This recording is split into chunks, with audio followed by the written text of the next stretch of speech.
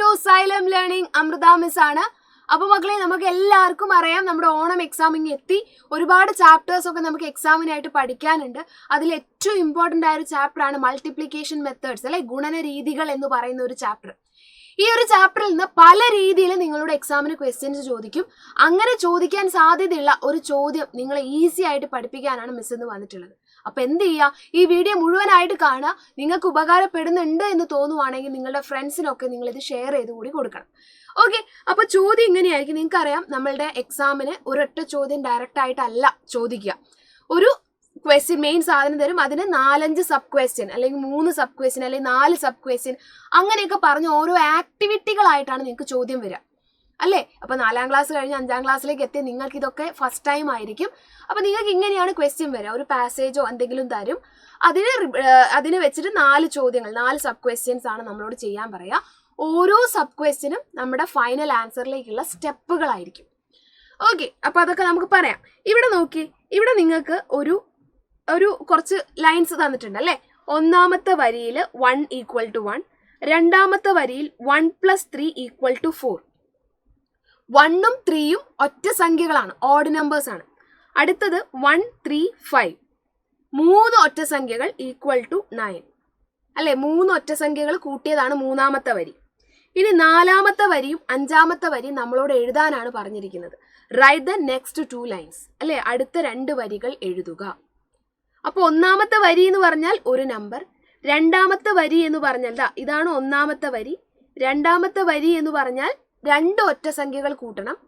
മൂന്നാമത്തെ വരി എന്ന് പറഞ്ഞാൽ 3 ഒറ്റ സംഖ്യകൾ കൂട്ടണം. അങ്ങനെയാണെങ്കിൽ 4ാമത്തെ വരി എന്ന് പറഞ്ഞാൽ 1, 3, 5, 7, 4 ഒറ്റ സംഖ്യകൾ കൂട്ടണം. 1, 3, 5, 7 കൂട്ടിയാൽ നമുക്ക് കിട്ടുന്നത് 16 എന്നാണ്.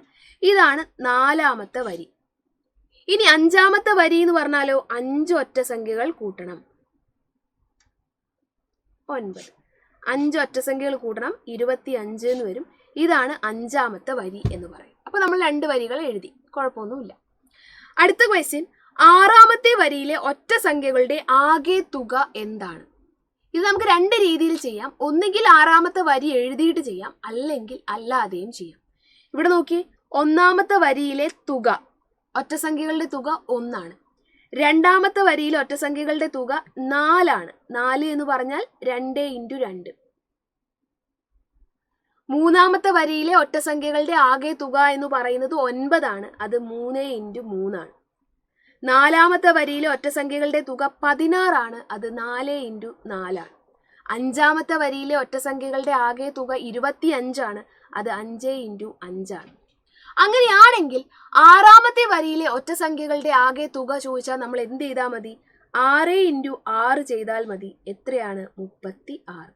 അപ്പൊ 6ാമത്തെ വരിയിലെ ഒറ്റ സംഖ്യകളുടെ ആകെ തുക എന്ന് പറയുന്നത് 6 × 6 36 ആണ്. ശരിയാണോ നമുക്ക് നോക്കാം, അല്ലേ? 1 + ഒരൊറ്റ സംഖ്യ, രണ്ടാമത്തെ ഒറ്റ സംഖ്യ, മൂന്നാമത്തത്, 4ാമത്തത്, 5ാമത്തത്, 6ാമത്തത് കൂട്ടി നോക്കി. 20, 30, 36. അടുത്ത last question, how many odd numbers will be there in the 6th line? 6ാമത്തെ വരിയിൽ എത്ര ഒറ്റ സംഖ്യ ഉണ്ടാകും? നിങ്ങൾ നോക്കി, ഒന്നാമത്തെ വരിയിൽ ഒരൊറ്റ സംഖ്യ, രണ്ടാമത്തെ വരിയിൽ 2 എണ്ണം, മൂന്നാമത്തതിൽ 3 എണ്ണം, 4ാമത്തതിൽ 4 എണ്ണം, 5ാമത്തതിൽ 5 എണ്ണം. അങ്ങനെയാണെങ്കിൽ 6ാമത്തെ വരിയിൽ എത്ര ഒറ്റ സംഖ്യ ഉണ്ടാവും? 6 ഒറ്റ സംഖ്യ. ഇനി ഇതിൽ നിങ്ങളോട് ചോദിക്കാൻ സാധ്യതയുള്ള വേറൊരു ചോദ്യമാണ്, 10ാമത്തെ ഒറ്റ സംഖ്യ അല്ലെങ്കിൽ 7ാമത്തെ ഒറ്റ സംഖ്യ ഏതാണ്? അപ്പൊ നിങ്ങൾ ഈ വരികൾ ഇങ്ങനെ എഴുതേണ്ട ആവശ്യമില്ല. 7ാമത്തെ ഒറ്റ സംഖ്യ നിങ്ങളോട് ചോദിച്ചാൽ, 7th ഓഡ് നമ്പർ ചോദിച്ചാൽ നിങ്ങൾ ചെയ്യേണ്ടത് ഇത്രയേ ഉള്ളൂ. 7 × 2 ചെയ്യുക, അപ്പൊ നിങ്ങൾക്ക് 14 എന്ന് വരും. ഈ 14ൽ നിന്ന് 1 മൈനസ് ചെയ്യുക, അപ്പൊ എന്ത് വരും? 13 എന്ന് വരും.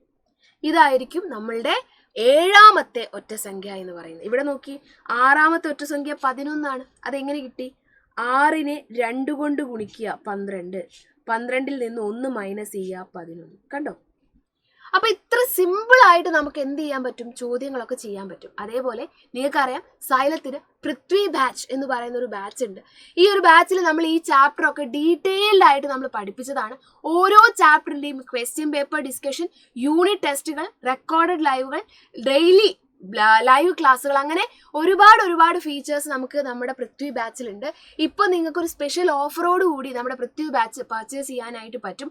അതിനുവേണ്ടി നിങ്ങൾ യൂസ് ചെയ്യേണ്ട കൂപ്പൺ കോഡും കാര്യങ്ങളുമാണ് ഇവിടെ കാണിച്ചിരിക്കുന്നത്. ഈ ഒരു അവസരം ആരും തന്നെ മിസ് ചെയ്യരുത്. കറക്റ്റ് ഓഗസ്റ്റ് 15 നമുക്ക് ഫ്രീഡം ടു എക്സൽ ഓഫറാണ്. അത് കഴിഞ്ഞാൽ ഈ ഓഫർ പോവും. പിന്നെയാണ് നിങ്ങൾ പർച്ചേസ് ചെയ്യുന്നതെങ്കിൽ ഫുൾ എമൗണ്ട് കൊടുത്തിട്ട് വേണ്ടി വരും പർച്ചേസ് ചെയ്യാൻ വേണ്ടിയിട്ട്. അപ്പോൾ ഈ ഒരു ചാൻസ് മിസ് ചെയ്യാതെ എല്ലാവരും എന്ത് ചെയ്യുക, വേഗം തന്നെ ജോയിൻ ചെയ്യുക. നമുക്ക് എന്ത് ചെയ്യാം, ഇനി ലൈവിൽ വെച്ച് കാണാം.